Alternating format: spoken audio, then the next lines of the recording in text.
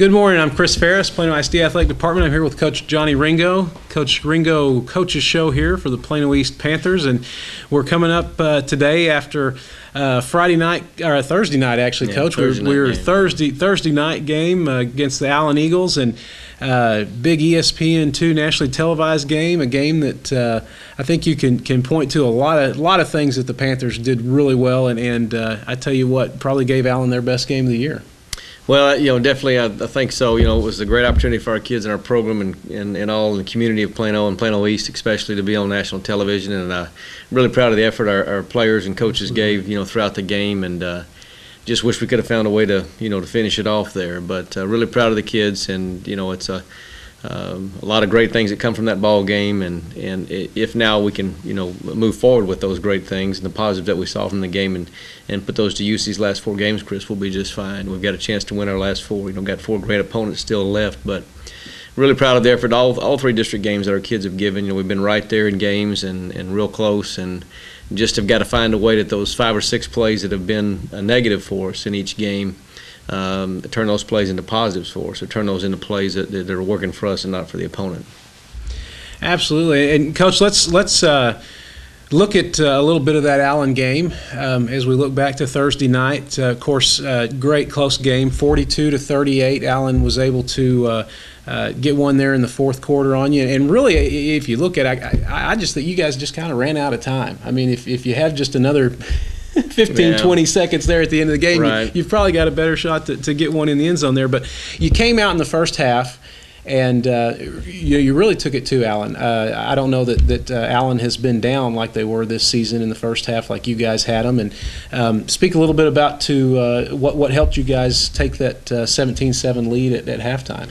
Well, the first drive, they took the ball and went down the field and kind of looked like, Allen, I guess, that people are accustomed to seeing each week, Chris. And but we were able to force a turnover there and then put together a great drive and score the first touchdown. And then, and then had a lot of good things happen for us on both sides of the ball throughout that first half. I think the one drive we just ended up, having to settle for a field goal. Had that been a touchdown drive and we're up 21-7 instead of 17-7 at the half, then you obviously feel a lot better going into that against a team like Allen. But really proud of the effort they gave again in that first half and that 17-7 lead. And then we come out in the second half, and right off the bat they got it kicked us. One of our goals is after each half is once we get the ball back to take it down and score, and we were able to provide that score on the special teams with the kickoff return. Unfortunately, they threw a flag and called a penalty on us, which that's the way things go in ball games. But that's one of the key plays I was talking about earlier, those 5 or 6 plays. We gave up too long. Of course, our kids on Friday, from our faculty, our student body, our community, emails from all across the nation to Plano East grads that watched the game. I mean, just amazing the support that our kids have been given. But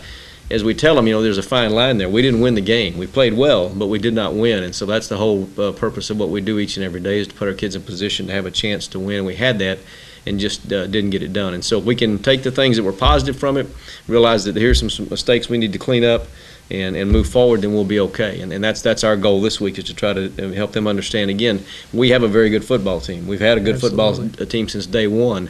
The record right now and the scores don't indicate that, with a 2-4. But we've got to get to a point where we play that consistent type of play that we're capable of all 4 quarters and for an entire game. And if we do that, then we'll have a chance to be there in week 11. We've pretty much got to run the table now. We've got to win all 4 to have a chance. We can very well do that, but it all comes down to how we prepare each week and practice and going out there and executing on Friday nights. You bet.